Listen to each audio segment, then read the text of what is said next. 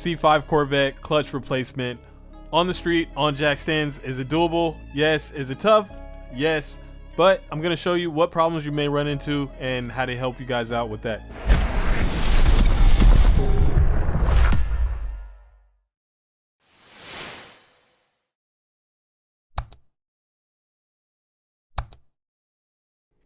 So I went to Harbor Freight, got this jack crossbeam here that I'm going to be lowering the rear with. I got a transmission jack, as you can see over there. That's going to be under the front of the torque tube. I'm going to be installing this fuel pump. I am probably going to do a separate video on that. New clutch, of course, LS7 clutch, new slave, tick master cylinder, and I have the torque tube couplers, and let's go. All right, of course, got to take all this off so I can take this off. So I'm gonna start right here. Boom.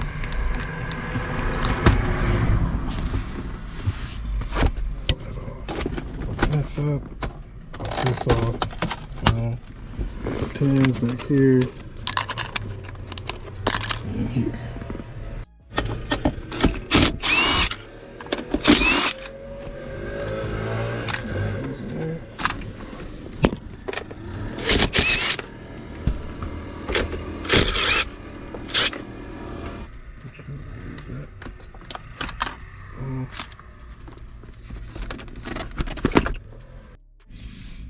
Get a T15 torque set. You got one screw under there, one in here. It's supposed to be one there, but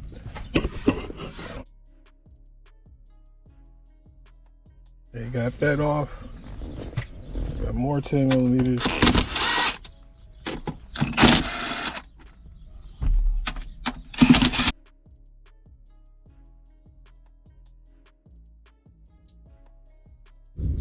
Alright, so I'm under here, gonna unbolt my exhaust.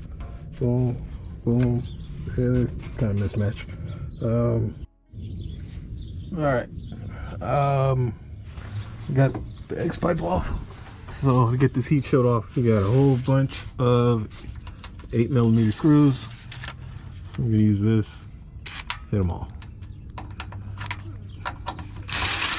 Boom.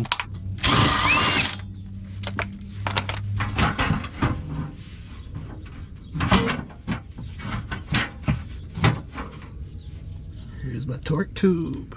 It's my first time ever seeing it. Down here. So now I'm gonna loosen up the front. Get the trans jack. Put it on there. Alright, so right now I'm gonna take this inspection plate off. This bottom part right here comes off so you can look at the clutch. And then there's 4 of these on this one, so I'm going to take that off. 13, okay. Those are 13.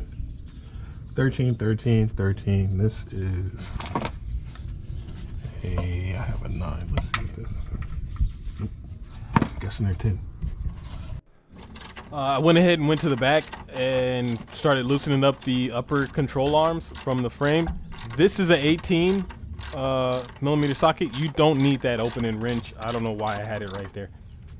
My GoPro glitched and some of the footage I'm not going to be able to use. So let me explain. This is the emergency brake cable, and it bolts onto the back of the knuckle right here, as well as that ABS sensor plug. So you want to unbolt that link and unplug that, and then you want to snap off the wire harness right here. Not snap it, but unhook it. You want to get your brake caliper off and zip tie that up to the body of the car, and I put it where the upper arm was. I unbolted the top of the shock. You don't have to touch the bottom of the shock. Alright, so I got both sides. I got all the stuff off. Calipers hung up. Exhaust hangers are at 13. I'll take those both off. I don't have any mufflers, so when this comes down, that'll just drop down with it. And then there's a clip right here for the brake lines. You gotta unclip that, and then unclip the wire harness right here, and then same thing on this side over here. I'm gonna unclip that. So right now I'm gonna line this up right, and then loosen up these right here. They are, let's find out. These are 821. On these, you want to make sure you don't use the impact because you could spin it. So just make sure you don't do that. But yeah, right now I'm gonna lower this down. The top of the transmission isn't supposed to pass the bottom of the car, so I'm gonna get it halfway down, lower that one down up there, and then slowly start pulling it back. Come down that low.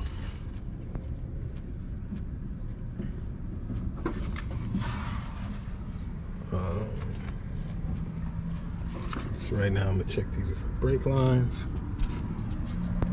and the wiring, and then I gotta remember to disconnect the clutch.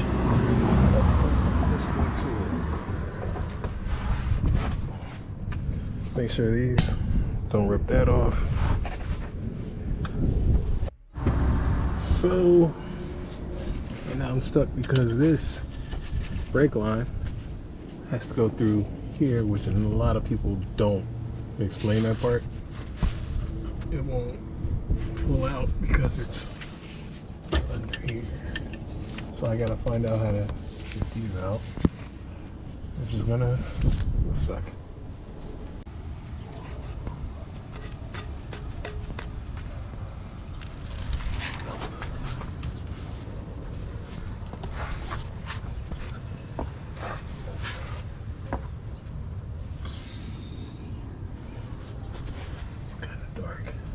Can't see him there. See if I can get these. Get this clutch. Hopefully get it all done tomorrow. But we'll see. It's a big job. Alright. It's time to get this thing off and try to get the new one in. So let's see what size this is.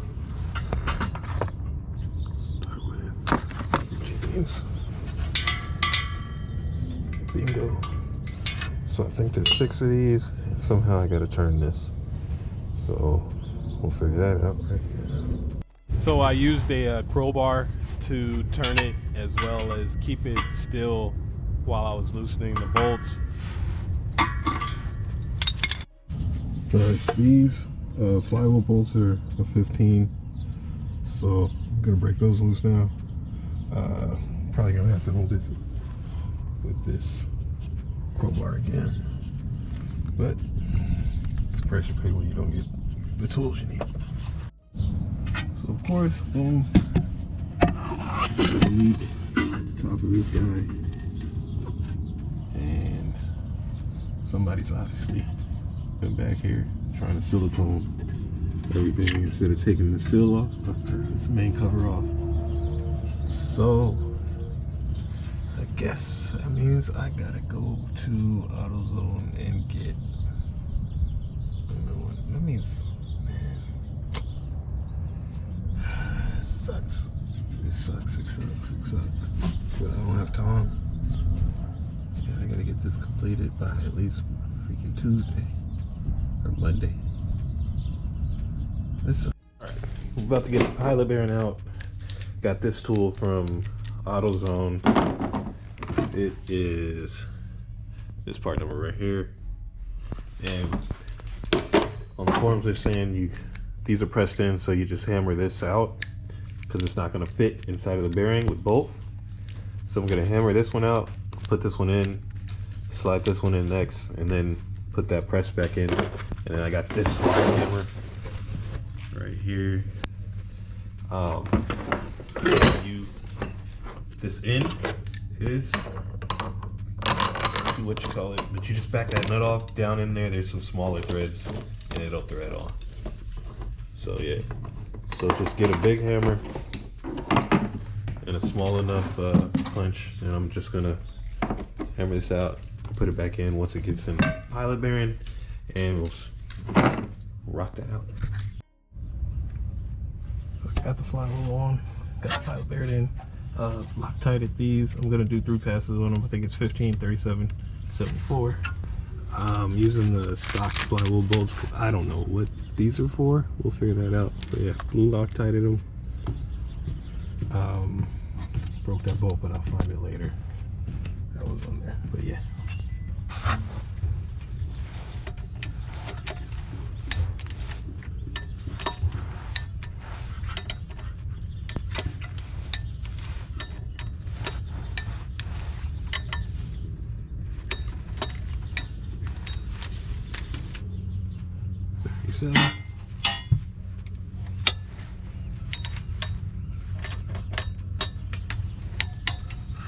Star pattern.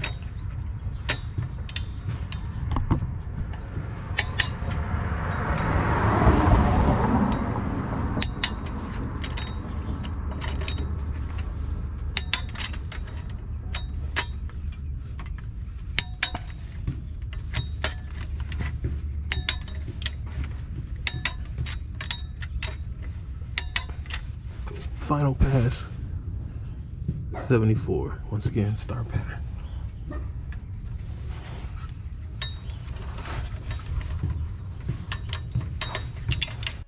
Okay, you're supposed to line that green on the pressure plate to the green mark on the flywheel, but as you see, there are little things that come out. Flywheel. Those mounting holes are obviously there. So on this one, there is a little mounting hole by it. But guess what? There isn't on here. So I am very confused right now. And I think I'm gonna have to just get as close as possible, but that sucks. So, yep. Alright. Pressure plate bolts, 47 foot-pounds. Gotta put something to make sure the flywheel doesn't turn. And then in order to turn it, just take this off when you're done torching.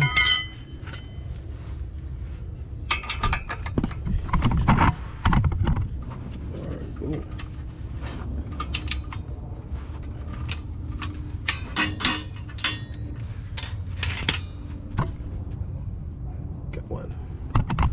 So I'm gonna rotate until I get back to the screen when I'm done. Alright, once you got them all torqued down to 47 foot-pounds and you had your tool in there, you should be able to slide right in and out. Easy. Boom. All the way up. These shouldn't even be showing afterwards. So it's just boom, boom. That means that putting to the pallet bearing real easy. And so will input shot. We're good. So when you're getting this back in, you want to make sure stuff like this doesn't get caught up on right here and these edges, and you want to make sure that this is going in straight. You don't want these clips hitting anything either. So you just gotta constantly watch after every pump. You want to watch and make sure. Once you get that pretty much almost back up in here, you're gonna make sure you get your plugs plugged back in, and you don't forget. I think there's 3. There's one up here. We got the skip shift eliminator though. So this one goes up in here. I'm so far.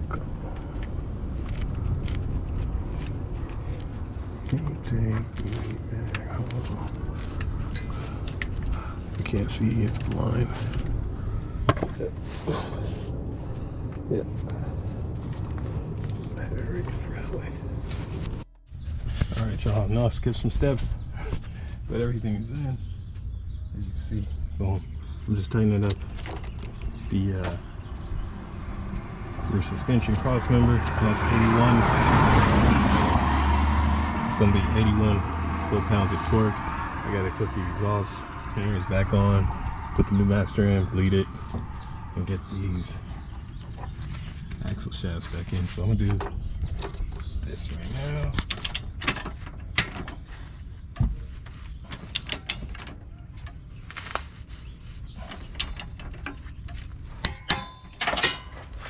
Okay, getting these axle shafts back in. I'm sorry I skipped a lot of steps, but you want to make sure that the top of this is in, or else it's going to stop you. Got a jack up over here. I'm watching that, trying to get it in.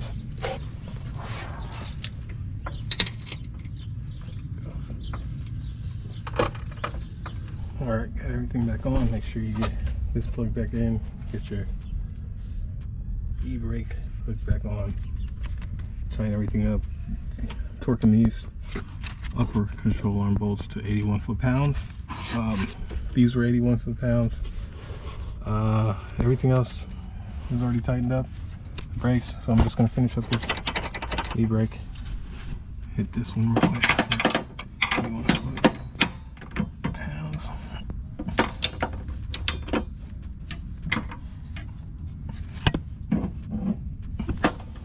If I can get it.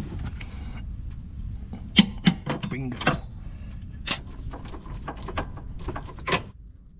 Pretty much what happened is I did the clutch swap. I realized that there was oil on the top of the rear main cover up here that looked like it was trickling down, and I had just seen a video saying that these rear main covers, you know, create or have hairline fractures that come in the top of these little thin parts, and that's what it looked like. So I went ahead, took that off and changed it, but I ended up breaking these long bolts that go through the back because I didn't know they were there, number one. That's all. I was trying to take this cover off, I'm just gonna be honest, you know. And so yeah, that broke when I was trying to put it back on, and I over torqued it as well. So yeah, I don't even think that was the issue. I think there's two sensors back there, the oil pressure sensor and the cam position sensor, and both of them can leak oil, and I'm pretty sure that's what was leaking. It probably wasn't the oil pressure, it was probably the cam position sensor, especially since I did the cam. I don't know, but I'm gonna probably take the intake off, do new gaskets and new sensors back there.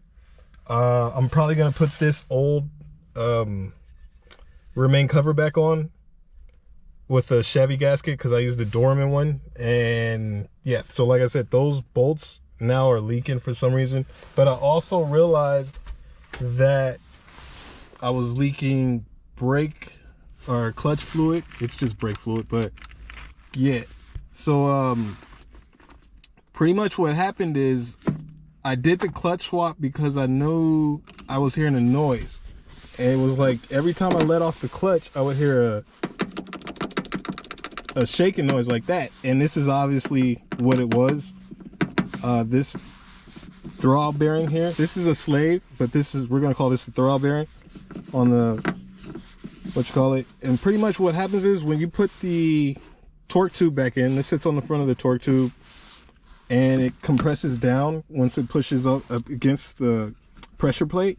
And when you push down on the pedal, this pushes forward, and that's why I wasn't hearing this anymore. And then when it would be back like that, it would, you know, shake quite a bit. So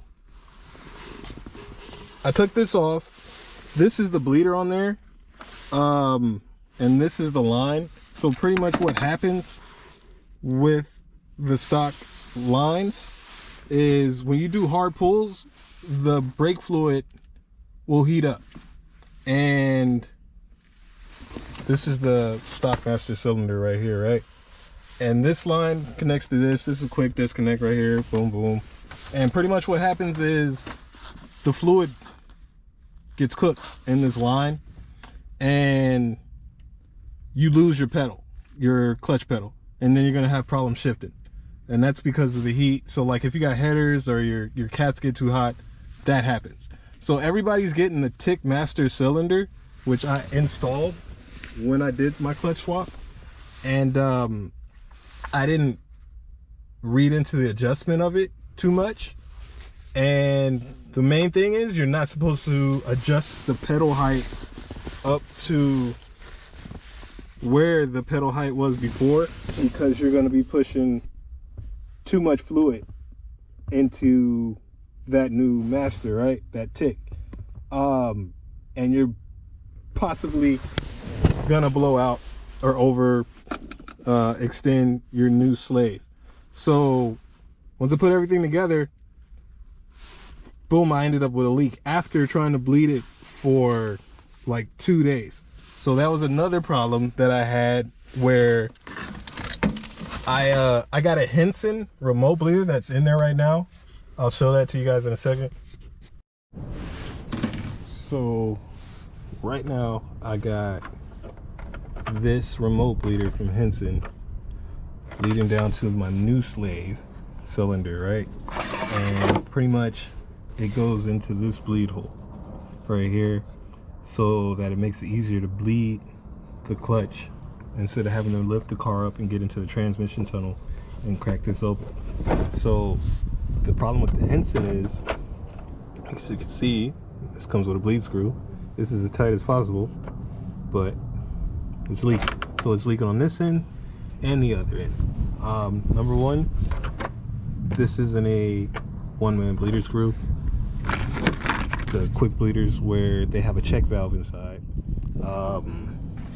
So for days I was chasing down the size of this. Couldn't find it in any stores. This is the wrong size. Had to order it. Here it is. By the time I figured out that they leak no matter what, yeah, it was purposeless to get all of this. So what I've done now is I ordered the new monster clutch one. I think the main problem with this one by the slave is it doesn't taper like this one. So this one has a taper. Boom, hole straight through. This is a stock one that's already in this one, and it tapers and it has a little hole. But the one from Henson doesn't. It's flat, and it has a washer, so that's down in there. So the washer goes like right here, whatever. And so yeah, so with the Tickmaster cylinder, it's installed down there. You can't see it right now, but pretty much this is the stock one. Boom. The Tick is just beefier. It moves more fluid, and it's adjustable. So the pedal height is like in between half and like 3/4 of the way up. I don't like it. I'm gonna change it. This master cylinder is easy to take out. This is the stock one. So with the new one, I'll show you in a minute, you just got to take this part off and put it on the new.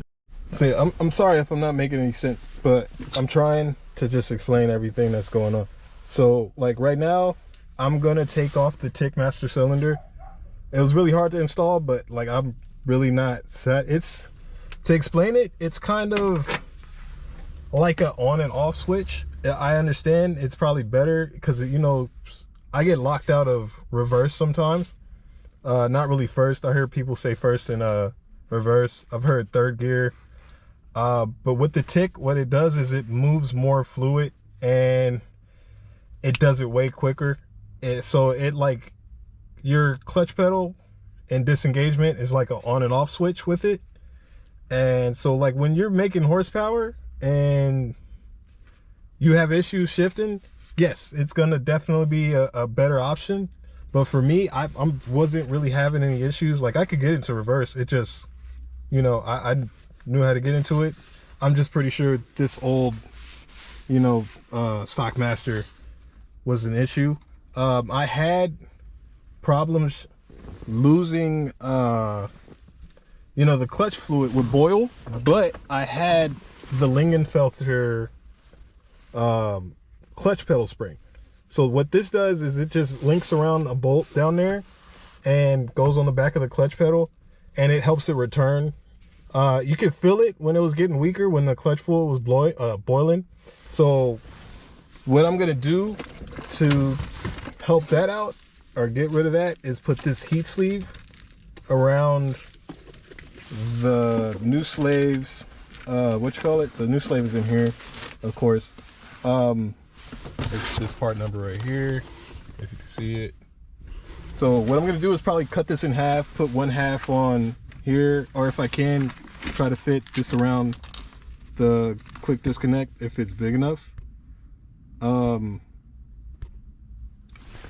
Yeah, so I'm gonna wrap this heat sleeve around there to keep this from boiling, and then I have to take this part off. So to explain this part as well, with the master cylinder, if you buy the Chevy one, it comes with the metal line and everything already put together for like $160, right? You can buy one from Luck, which is pretty much the same, or LUK, whatever you want to call it, and it just doesn't come with that metal line, but it does come with the little rubber part that comes in here, the lock pin, and this little, whatever you want to call that, little sleeve in there, and you pretty much just take that out, boom, pop it up over here, and you got the same thing. So yeah, I'm gonna probably take that off, put this back on. That's gonna be hard, but oh well. It's for comfort, and I feel more reliable because I am gonna drive this to Vegas for LS Fest. With the sleeve and the clutch, I'm pretty sure I had a chance that I cracked it, because if you don't install your torque tube straight in, if it doesn't go in and you try to clamp it in, you will run a risk of breaking this. So I ran into that problem because I was using what do they call, plastic alignment tools for my clutch, and it worked, it went in, but they you know have a give, and they do mess up because it's plastic. So I've ordered a metal one. I'm gonna redo that. I clamped in the torque tube to the back of the motor, and it didn't even go in all the way, so I'm pretty sure I probably messed a whole bunch of stuff up in there. So I got a new a pilot bearing. I got a new pilot bearing, got a new slave. I'm gonna take this apart. I got a new metal alignment tool that I'm gonna use. So I'm gonna loosen up the what you call it, the whole clutch thing. I'm gonna take that all off, put back on the new, or put back on the old rear main cover.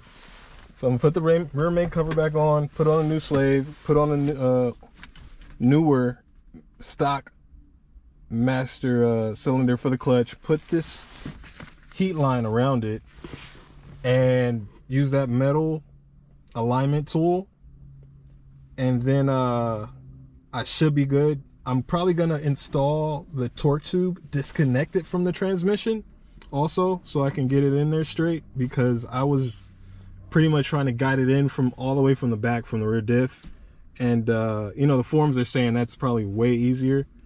How I got it in this time was I had to loosen up the pressure plate bolts, and it finally went in. So I'm pretty sure it just was the alignment was off. So I got the new alignment tool. It's metal. Hope that works. So I went with the new I know I'm rambling, I'm sorry. I went with the new remote bleeder from Monster, because I know Monster does nothing but clutches, so I knew theirs wouldn't leak. You know, I'm not trying to badmouth Henson or whatever, but it obviously isn't, you know, working. You don't want leaks in your clutch system, especially when you drive your car, you know, long distances and stuff. Yeah, so that taper is probably gonna, you know, go in there, seal up right. This is way better, boom. And then this came with the self bleeder. There's one that doesn't have it, and it's like $4 cheaper. So if you see it, just know that there's two options. There's one with the self bleeder, one without. If you get these, get the speed bleeder screw, or if you can, just go order it yourself. But like I said, with the Henson, it didn't come with it, even though I went and got it. It's not gonna work because the slave side, you know, is leaking down there, of course. I'm guessing, because it might be that I put in the clutch crooked, you know, or the torque tube crooked and probably broke the slave. That could be what's leaking, but we'll see. Alright, so I'm back way days later doing this again because this leaked. So one, this Henson later leaks, and I'm pretty sure I overextended this slave from the Tickmaster because I over adjusted the Tickmaster too high. So I'm just going to take the Tickmaster cylinder out and put a stock one back in, and yeah. New slave is on, torque down to 106 inch-pounds of torque on those 10mm bolts right there. I'm putting heat shield on the pedal lines, and then the bleeder monster clutch, it's tapered, all that. Ooh, bang. I got a new clutch alignment tool just to make sure that this was in there, right? Let's see. Set those in. Boom. Easy. Easy peasy. Just gotta spin it right and find it, and it goes in. So that's good. All of that was clutch fluid from the other one. You can see it's kind of dripping. So, I'm not taking that apart. Everything looks good. So I'm just gonna put it right back in, and we're gonna roll like that. So boom.